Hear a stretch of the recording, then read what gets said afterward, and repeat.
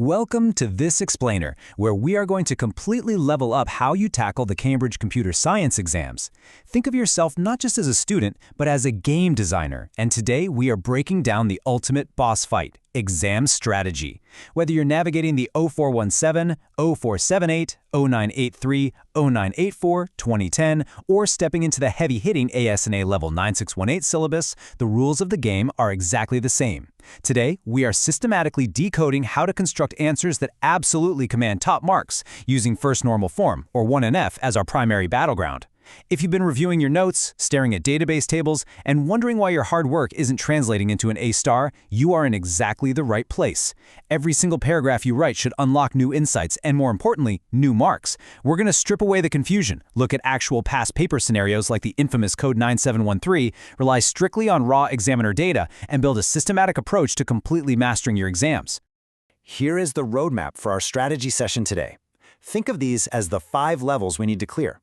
Level 1 is the 1NF exam challenge, where we identify exactly why students lose marks. Level 2 is core theoretical foundations, where we look at what the examiners are actually begging you to write. Level 3 is the procedural framework, introducing the exact system to secure every single method mark. Level 4 dives into top examiner warnings, those hidden traps you have to avoid. And finally, Level 5 is evaluation and strategy, where we put it all together to maximize your final score. Let's jump right into Level 1, the NF exam challenge, and specifically why students struggle so much. We're starting our journey by looking directly at the analytical battlefield. Picture a real Cambridge computer science past paper question. The clock is ticking. The pressure is on. I want to introduce you to 2 very typical students we see all the time. First, we have Alex. Now, Alex has memorized the entire textbook. Alex overloads every answer with raw, unfiltered computer science facts. If a question asks about 1NF, Alex writes a novel about databases, but includes absolutely zero context or analysis. Then we have Sam. Sam is always rushing. Sam sees a question, panics about the time, completely misses the specific command word requirements, and writes a 1-sentence answer that completely misses the point. When we put their answers side by side, it is just a sea of red pen marks from the examiner. They both studied hard, but they both failed the strategy game. And it's not just me saying this. What is genuinely fascinating here is an insight straight from the examiners themselves. They explicitly state that first normal form is one of the most misunderstood areas in computer science. Why? Because candidates face an immense challenge trying to distinguish between very similar concepts, and they approach the questions exactly like Alex or Sam. You might know what a database is, and you might even vaguely know what atomic data means, but if you don't structure an answer to meet the exact analytical criteria the examiner is holding in their hand, that knowledge is useless. This is where the confusion sets in, and this is exactly where we start clawing back those lost marks. That brings us to Level 2, core theoretical foundations. It's time to transition from knowing why students fail to understanding exactly what examiners actually want to see on your paper. We are going to decode the specific assessment objectives for computer science and reveal how top-tier students structure their thoughts. So, here is the golden rule, the crucial point of this entire explainer mastering 1NF, or any complex computer science topic, isn't just about memorizing facts. It's about proving you can apply logical, evidence-based reasoning to entirely new, completely unfamiliar contexts. It is a conceptual framework. Before we continue and reveal exactly how to apply this framework to your next paper, subscribe to our YouTube channel Ace the Exams at acetheexams_IGCSE to excel in your Cambridge examinations. Click that subscribe button and hit the bell icon right now. Okay, back to the strategy. When examiners throw a bizarre, highly specific database structure at you in the exam, say a relational schema for a futuristic robot factory, your systematic analysis skills need to kick in automatically. You have to demonstrate connected understanding, not just isolated trivia. This brilliantly illustrates the exact standard you are being judged against. Examiners are relentlessly prioritizing deep, structured reasoning over a wide but completely shallow pool of knowledge. Superficial breadth is Alex's problem. Knowing a tiny bit about everything, but not truly understanding how things connect. To achieve analytical depth, you need a system. This is where the PEEL framework comes in as an absolute game changer. PEEL stands for point, evidence, explanation, and link. You make your specific point, provide evidence from the given scenario, provide the technical explanation of why it matters, and link it back to the specific question asked. If you aren't using the PEEL framework, you are leaving marks on the table. Now let's move to Level 3, the procedural framework. With the PL theory locked into your mind, let's see how this builds into an exact procedural framework to secure those all-important method marks. We are moving from theory to execution. This standardized 5-step sequence is literally your algorithmic lifeline during a high-pressure exam. It ensures you don't miss a single step in your problem-solving decomposition. Step 1, you identify the key elements of the scenario. Step 2, apply the relevant principles, like eliminating repeating groups for 1NF. Step 3, execute your analysis with clear, readable working. Step 4, verify those results. And Step 5, presented perfectly. Let's do a quick 30-second mental challenge right now. Imagine an answer that just says, the table is in 1NF because the data is atomic. Is that a PL paragraph? No way. It has a point, but absolutely no evidence, no explanation, and no link. The 5 steps ensure you build out the complete PL structure every single time. This systematic processing mindset goes way beyond just answering database questions. It translates directly into your practical programming skills. The syllabus demands that this structured reasoning applies to how you design algorithms, implement your solutions efficiently in code, test them thoroughly, and evaluate their overall performance. The logic of normalizing a database to 1NF and the logic of writing clean, efficient code are deeply intertwined. They both require you to use our success blueprint. Break the big problem down, systematically solve the pieces, and prove your work. We've reached level 4, top examiner warnings. This is the transformation stage, where we take those red pen marks from Alex and Sam and turn them into green check marks.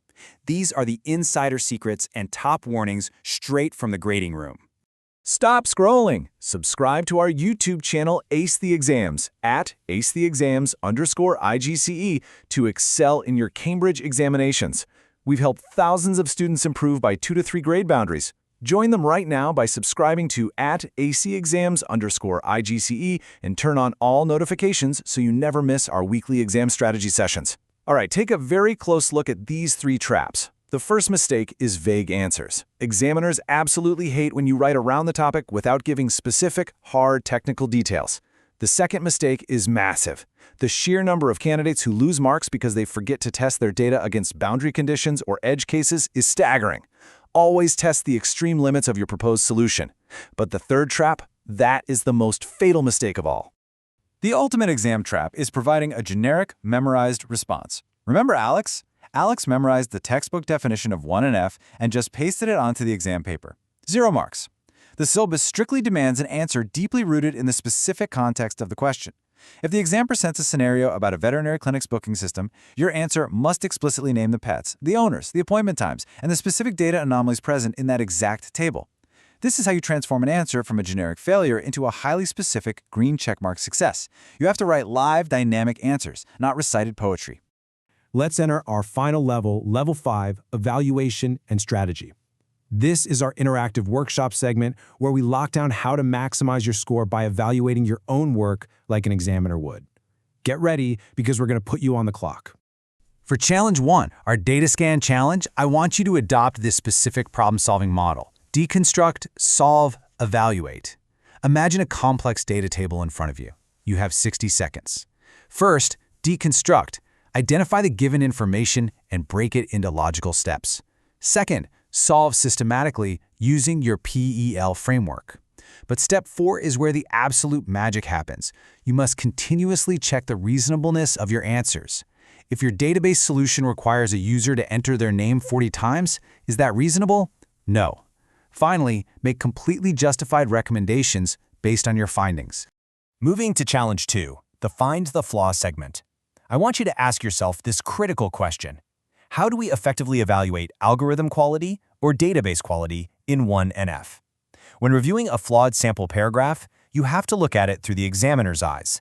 The metric they use to grade you is entirely based on how well you justify the quality and efficiency of your solution. If you just say an algorithm is good or fast, you are Sam, rushing and missing the command word. You have to be precise.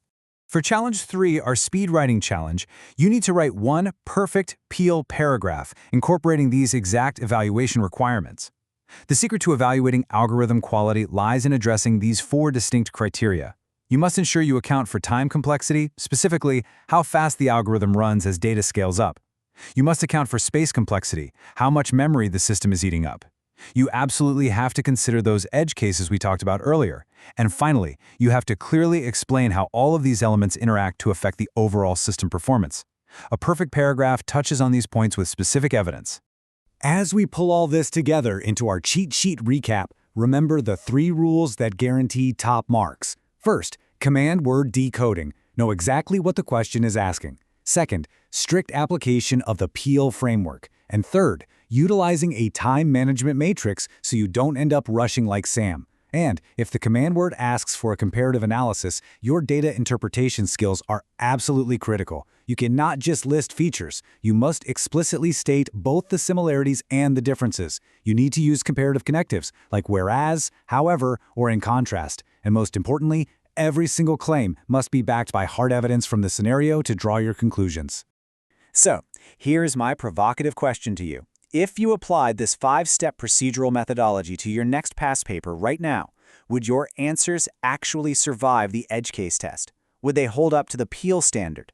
Students who implement these computer science strategies see an average improvement of 2 grade boundaries, but only if they practice consistently with our weekly explainers. Here's your final reminder: subscribe to our YouTube channel Ace the Exams at acetheexams_IGCSE to excel in your Cambridge examinations. Subscribe right now to @acetheexams_IGCSE and click that bell.